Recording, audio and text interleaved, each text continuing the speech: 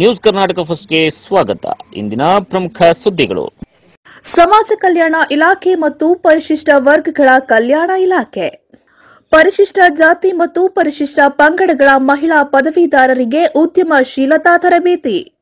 ಸಮಾಜ ಕಲ್ಯಾಣ ಇಲಾಖೆ ಹಾಗೂ ಪರಿಶಿಷ್ಟ ವರ್ಗಗಳ ಕಲ್ಯಾಣ ಇಲಾಖೆಯಿಂದ ಪರಿಶಿಷ್ಟ ಜಾತಿ ಮತ್ತು ಪರಿಶಿಷ್ಟ ಪಂಗಡಗಳ 300 ಮಹಿಳಾ ಪದವೀಧರರಿಗೆ ಉದ್ಯಮಗಳನ್ನು ಸ್ಥಾಪಿಸಲು ಪೂರಕವಾಗುವಂತೆ ಪ್ರತಿಷ್ಠಿತ ಐಐಎಂ ಬೆಂಗಳೂರಿನಲ್ಲಿ ಉಚಿತ ಉದ್ಯಮಶೀಲತಾ ತರಬೇತಿಗಾಗಿ ಅರ್ಜಿಗಳನ್ನು ಇಲಾಖೆಯ ಅಧಿಕೃತ ಜಾಲತಾಣ www.sw.kar.nic.in ನಲ್ಲಿ ಆನ್ಲೈನ್ ಮೂಲಕ ಆಹ್ವಾನಿಸಲಾಗಿದೆ.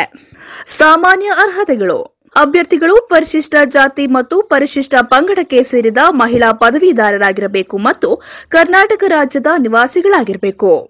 ಗರಿಷ್ಠ ವಯೋಮಿತಿ 45 ವರ್ಷ. ತರಬೇತಿಯು ಆನ್ಲೈನ್ ಮತ್ತು ಆಫ್ಲೈನ್ ತರಬೇತಿಯು ಐಐಎಂ ಬೆಂಗಳೂರವರ ಕ್ಯಾಂಪಸ್ನಲ್ಲಿ ನೀಡಲಾಗುತ್ತದೆ. ಆಫ್ಲೈನ್ ತರಬೇತಿ ಇರುವ ಸಮಯದಲ್ಲಿ ಊಟ ಮತ್ತು ವಸತಿ ಸೌಲಭ್ಯವನ್ನು ಐಐಎಂ ಬೆಂಗಳೂರವರ ವತಿಯಿಂದ ಒದಗಿಸಲಾಗುತ್ತದೆ. ಪ್ರತಿ ಅಭ್ಯರ್ಥಿಗೆ ತಗಲುವ ತರಬೇತಿ ಶುಲ್ಕವನ್ನು ಐಐಎಂ ಬೆಂಗಳೂರು ಸಂಸ್ಥೆಗೆ ಸಮಾಜ ಕಲ್ಯಾಣ ಇಲಾಖೆ ಹಾಗೂ ಪರಿಶಿಷ್ಟ ವರ್ಗಗಳ ಕಲ್ಯಾಣ ಇಲಾಖೆಯಿಂದ ಪಾವತಿಸಲಾಗುತ್ತದೆ. ಐಐಎಂ ಬೆಂಗಳೂರವರು ನಡೆಸುವ ಆನ್ಲೈನ್ ಸ್ಕ್ರೀನಿಂಗ್ ಟೆಸ್ಟ್ ಮುಖಾಂತರ ಅಭ್ಯರ್ಥಿಗಳ ಆಯ್ಕೆಯನ್ನ ಮಾಡಲಾಗುವುದು.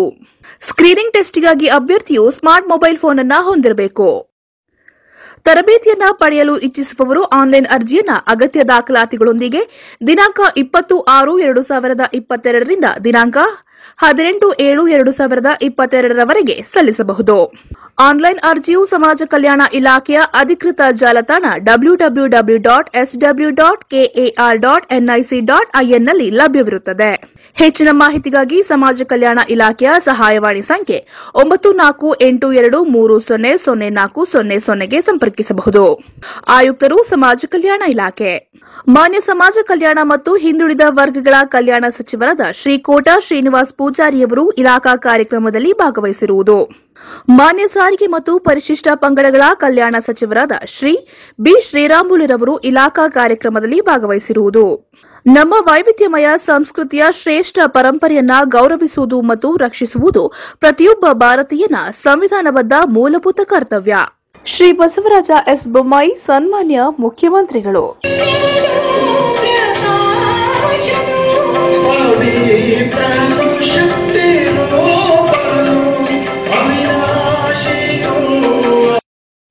ಬೆಂಗಳೂರು ಗ್ರಾಮಾಂತರ ಜಿಲ್ಲೆ ದೇವನಹಳ್ಳಿ ತಾಲೂಕಿನ ಅವತಿ ಗ್ರಾಮ ಪಂಚಾಯಿತಿಗೆ ನೂತನ ಅಧ್ಯಕ್ಷರಾಗಿ ಜೆಡಿಎಸ್ ಬೆಂಬಲಿತ ಅಭ್ಯರ್ಥಿಯಾಗಿ ಮಂಜುನಾಥ್ ರವರು ಆಯ್ಕೆ.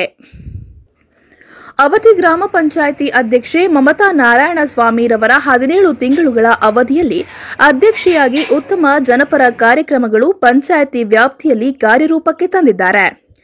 ಇವರ ಅವಧಿ ಮುಗಿದಿರುವ ಕಾರಣ ಅಧ್ಯಕ್ಷ ಸ್ಥಾನಕ್ಕೆ ರಾಜೀನಾಮೆಯನ್ನ ನೀಡಿದ್ರು. ಅಧ್ಯಕ್ಷ ಸ್ಥಾನ ತೆರವಾಗಿದ್ದು ಇಂದು 1/7/2022 ಶುಕ್ರವಾರ ಅಧ್ಯಕ್ಷ ಸ್ಥಾನಕ್ಕೆ ಚುನಾವಣೆ ನಡೆಯಿತು. ಅಧ್ಯಕ್ಷ ಸ್ಥಾನಕ್ಕೆ 4 ಮಂದಿ ಸದಸ್ಯರುಗಳಾದ ಮಂಜುನಾಥ್, ಪಿ ನರಸಪ್ಪ, ನಾರಾಯಣಸ್ವಾಮಿ, ಶ್ರೀನಿವಾಸ್ ರವರುಗಳು ನಾಮಪತ್ರವನ್ನ ಸಲ್ಲಿಸಿದ್ರು. ಇವರಿಗೆಲ್ಲ ಹೆಚ್ಚು ಚುನಾವಣೆಯಲ್ಲಿ ಜೆಡಿಎಸ್ ಪಕ್ಷದ ಬೆಂಬಲಿತ ಅಭ್ಯರ್ಥಿ ಮಂಜುನಾಥ್ ರವರಿಗೆ 11 ಮತಗಳು ಪಡೆದಿದ್ದರಿಂದ ನೂತನ ಅಧ್ಯಕ್ಷರನ್ನಾಗಿ ಚುನಾವಣಾಧಿಕಾರಿ ನರೇಂದ್ರ ಬಾಬು ರವರು ಘೋಷಿಸಿದರು. ಅವತಿ ಗ್ರಾಮ ಪಂಚಾಯಿತಿ ನೂತನ ಅಧ್ಯಕ್ಷ ಮಂಜುನಾಥ್ ತಮ್ಮ ಅಧ್ಯಕ್ಷ ಸ್ಥಾನದಲ್ಲಿ ಸುದ್ದಿಗಾರರ ಜೊತೆ ಮಾತನಾಡುತ್ತಾ, ಅಧ್ಯಕ್ಷ ಸ್ಥಾನದ ಚುನಾವಣೆಯಲ್ಲಿ ನನಗೆ 11 ಮತಗಳನ್ನು ನೀಡಿ ನನ್ನ ಗೆಲುವಿಗೆ ಶ್ರಮಿಸಿದ ನನ್ನ ಪ್ರೀತಿಯ ಸದಸ್ಯರುಗಳಿಗೆ ಹಾಗೂ ಮುಖಂಡರುಗಳಿಗೆ, ಮಾಜಿ ಅಧ್ಯಕ್ಷರಿಗೆ, ಉಪಾಧ್ಯಕ್ಷರುಗಳಿಗೆ ಹಾಗೂ ನನ್ನ ಅಭಿಮಾನಿಗಳಿಗೆ ಅನಂತ ಧನ್ಯವಾದಗಳನ್ನು ಅರ್ಪಿಸುತ್ತಿದ್ದೇನೆ ಎಂದು ತಿಳಿಸಿ, ನನಗೆ ಸಿಕ್ಕಿರುವ ಅವಧಿಯಲ್ಲಿ ಅವತಿ ಗ್ರಾಮ ಪಂಚಾಯಿತಿ ವ್ಯಾಪ್ತಿಯಲ್ಲಿ ಬರುವಂತಹ ಗ್ರಾಮಗಳಿಗೆ ಮೂಲ ಸೌಕರ್ಯಗಳನ್ನು, ಜನಪರ ಕಾರ್ಯಕ್ರಮಗಳನ್ನು ನಮ್ಮ ಪಂಚಾಯಿತಿ ಸದಸ್ಯರುಗಳ ನೇತೃತ್ವದಲ್ಲಿ ಇವರುಗಳ ಸಹಕಾರದಿಂದ ಅಭಿವೃದ್ಧಿಯ ಕಡೆ ಹೆಚ್ಚಿನ ಗಮನವನ್ನ ನೀಡುತ್ತೇನೆ. ಅಧಿಕಾರ ಶಾಶ್ವತವಲ್ಲ, ಅಭಿವೃದ್ಧಿ ಕೆಲಸಗಳು ಶಾಶ್ವತ ಎಂದರು.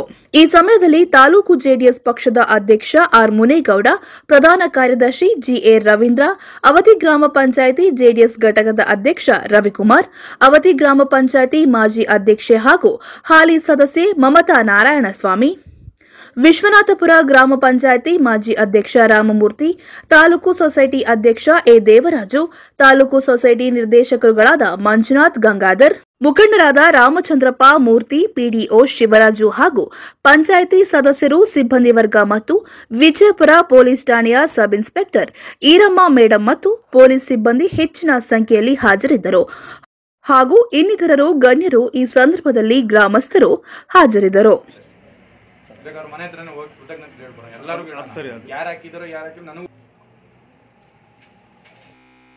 ಏನಿಲ್ಲ, ಅನ್ಎಕ್ಸ್ಪೆಕ್ಟೆಡ್ ಆಗಿ ಆಗಿದ್ದೀವಿ. ನಮ್ದು ಇದ್ದಿದ್ದು JDS ಇಂದ 6 ಜನ, ಟೋಟಲಿ ಅಲ್ಲಿ ಕ್ಯಾಂಡಿಡೇಟ್ಸ್ 17 ಜನ, ಒಬ್ಬರು ಬೇರಾಜರಾಗಿದ್ದಾರೆ. ಟೋಟಲಿ 16 ಜನ ಬಂದಿದ್ದು. 16 ಜನದಲ್ಲಿ ನನಗೆ 11 ಓಟ್ ಬಿದ್ದಿದೆ. ಕಾಂಗ್ರೆಸ್ಸು BJP ಸಮ್ಮಿಶ್ರದಿಂದ 5 ಓಟ್ ಬಿದ್ದಿದೆ. ಟೋಟಲು ನನಗೆ 11 ಓಟ್ ಬಿದ್ದಿರೋದ್ರಿಂದ ಹೈಯೆಸ್ಟ್ ಮೆಜಾರಿಟಿಯಿಂದ ನಾವು ಬಿದ್ದಿದ್ದೀವಿ. ನಮ್ಮ ಅಕಸ್ಮಾತ್ ಆಗಿ ನಮಗೆ ಗೊತ್ತಿಲ್ಲ, ನಾವು ಅಧ್ಯಕ್ಷ ಆಗ್ತೀವಿ ಅಂತಲೂ ಗೊತ್ತಿರಲಿಲ್ಲ. ಬೈ ಮಿಸ್ಟೇಕ್ ನಾವು 6 ಜನ ಅಂತ ಬಂದಿದ್ದು, ಬಟ್ ಇಲ್ಲಿ ಅಧ್ಯಕ್ಷ ಆಗಿದ್ದೀವಿ. ನಿಮಗೂ ಮಿರಾಕಲ್ ಗೊತ್ತಾಗ್ತಾ ಇಲ್ಲ. 5 JDS BJP ಸಮ್ಮಿಶ್ರ, ಕಾಂಗ್ರೆಸ್ BJP 5 ನಿಮಗೆ 6 ಜನ ಬಿಟ್ಟಿಂಗ್ ಯಾರು ಹಾಕಿದ್ರು?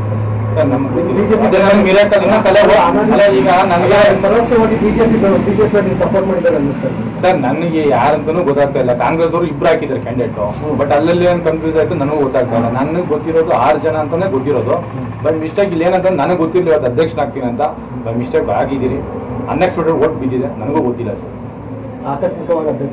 ಆಕಸ್ಮಿಕ ಅಧ್ಯಕ್ಷ ಸರ್. ಈಗ ನೀವು ಅಧ್ಯಕ್ಷರಲ್ಲಿ ಯಾವ ತರ ನೀವು ಮಾಡ್ತೀರಿ ಸರ್? ಮೂಲಭೂತ ಸೌಕರ್ಯಗಳು ಮೊದಲನೇ ಆದ್ಯತೆ. ನಮ್ಮೂರಲ್ಲಿ 3,000, 3,500, 4,000 ಜನ ಇರುವಂತ ದೊಡ್ಡೂರು, 7 ಊರು 8 ಊರು ಸೇರುತ್ತದೆ ಒಂದು ಪಂಚಾಯತಿ ಲಿಮಿಟಿಂಗ್. 17 ಜನ ಮೆಂಬರ್ ಇದ್ದೀರಿ. ಬಟ್ ಇಲ್ಲಿ ಆವತ್ತಿಯಲ್ಲಿ ಏನೋ ತುಂಬ ಸಮಸ್ಯೆ ಇದೆ, ನೀರಿನ ಸಮಸ್ಯೆ ಇದೆ. ಈ ತುಂಬ ಬಾಡಿಗೆ ಮನೆ ಇದ್ದಾರೆ, ಸುಮ್ಮ ಹೊರಗಡೆಯಿಂದ ತುಂಬ ಬಂದು ಇಲ್ಲಿದೆ ಸೆಟ್ಲ್ ಆಗಿರೋದ್ರಿಂದ ನೀರಿನ ಸಮಸ್ಯೆ ತುಂಬ ಇದೆ. ಫಸ್ಟ್ ಆದ್ಯತೆ ಅದು ಕೊಡಬೇಕು. ಕ್ಲೀನ್ನೆಸ್ಸು, ಗಿಡಗಳನ್ನ ಬೆಳೆಸ್ಬೇಕು. ಯಾಕಂದರೆ ನಾವು ಇಲ್ಲಿದ್ದೀರಿ, ಏನು ಆಗ್ತೀರಿ ಮುಂದೆ ಕಂಡು ಗೊತ್ತಿಲ್ಲ. ಈ ಸೀಟ್ ಎಂದು ಶಾಶ್ವತ ಅಲ್ಲ. ಒಬ್ಬ ಅರ್ಜುನ ಹೇಳ್ತಾನಂತೆ ಶ್ರೀಕೃಷ್ಣ ಪರಮಾತ್ಮ ಕರೆದಾಗ, ಇಲ್ಲಿ ಒಂದು ಪದ ಬರಿ, ಏನಂತ ಪದ ಬರಿಬೇಕಂದ್ರೆ ಇಲ್ಲಿ ಯಾರೇ ಬಂದರೂ ಖುಷಿಯಾಗಿರೋ ನಕ್ಕೊಂಡು ಹೋಗ್ಬೇಕಂದ್ರೆ ನಕ್ಕೊಂಡಂಗೆ ಖುಷಿಯಾಗಿ ಹೋಗ್ಬೇಕಂದ್ರೆ ಇದೊಂದು ಪದ ಬರ್ಬಿಟ್ಟು ಹೋಗುವಂಥದ್ದು. ಈ ಕ್ಷಣ ಯಾವತ್ತೂ ಶಾಶ್ವತ ಅಂತ ಬರೆದ್ರಂತೆ ಅರ್ಜುನ. ಆಗ ನಾವು ಹೇಳ್ತಾರೆ ಈ ಕ್ಷಣ ನಮ್ದು ಯಾವತ್ತೂ ಶಾಶ್ವತ ಅಲ್ಲ, ನಾವು ಮಾಡೋ ಕೆಲಸನೇ ಶಾಶ್ವತ. ಹಂಗಾಗಿ ನಾವೇನು ಮಾಡ್ಬೋದು ಆದಷ್ಟು ಒಂದು ಸ್ವಲ್ಪ ಪ್ರಕೃತಿ ಗಿಡ ಮರಗಳನ್ನೆಲ್ಲ ಬೆಳೆಸಿ ಅದು ನಾವೇನು ಮಾಡಿದ್ರೆ ಆ ಗಿಡ ತೋರಿಸ್ಬೋದು. ಇನ್ನು ರೋಡ್ ಹಾಕಿ ರೋಡ್ ಕಿತ್ತೋದ, ಚರಂಡಿ ಕಿತ್ತೋದೇ. ಅವ್ರು ಹೇಳ್ತಾರೆ ನಾನು ಹಾಕಿದ ಗಿಡ ಒಂದು ಮಾತ್ರ ಹಂಗೆ ಬೆಳೆದಿರ್ತದೆ. ಇವತ್ತು ನಾವು ಇನ್ನು 10 ವರ್ಷ ನಾವು ತೋರಿಸ್ಬೋದು.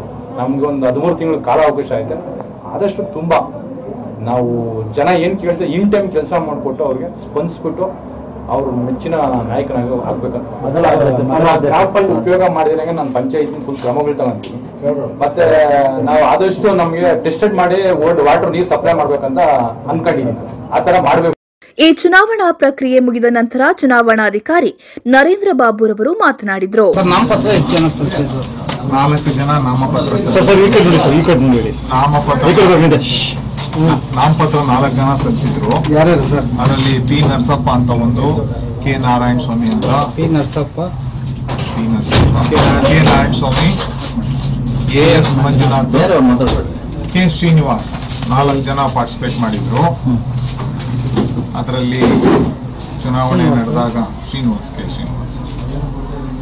17 ಜನ ಸದಸ್ಯರ ಬಲದಲ್ಲಿ 16 ಜನ ಮತದಾನಕ್ಕೆ ಹಾಜರಾಗಿದ್ರು.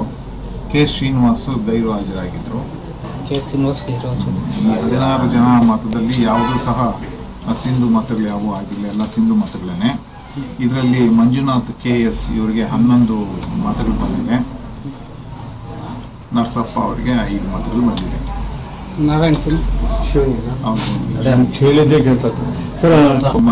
ಮಂಜುನಾಥ್ KS ಅವ್ರನ್ನ ಅಧಿಕೃತವಾಗಿ ಅಧ್ಯಕ್ಷನಾಗಿ ಘೋಷಣೆ ಮಾಡಿ